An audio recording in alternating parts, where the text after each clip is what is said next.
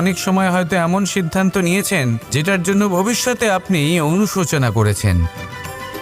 এবার দেখুন, এই আবেগগুলো থেকে আমরা পালাতে পারবো না, কিন্তু এই আবেগগুলো আপনার উপর কতটা প্রভাব ফেলবে সেটা আমরা অবশ্যই ঠিক করতে পারি।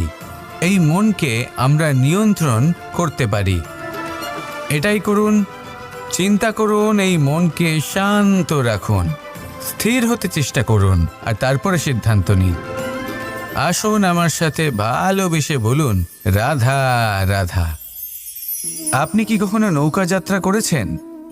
করে না থাকলেও নিশ্চয়ই দেখেছেন যে এই জল যা নিজের অন্তরে সব কিছু সমাহিত করে নিতে পারে, এই নৌকা সেই জলের ওপরেই ভেসে থাকে।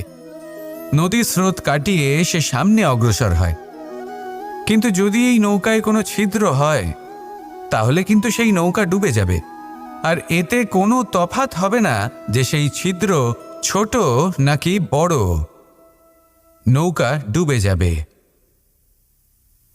এই ছিদ্র হলো আমাদের জীবনে আমাদের অপগুণ, আমাদের দোষ, আমাদের বিকার।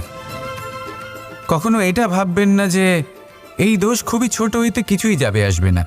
না, সেই ছোট দোষ, সেই ছোট বিকার যদি সেটাকে শুধরে না নেন তাহলে সেটা আপনাকে আপনার পতনের দিকে নিয়ে যাবে।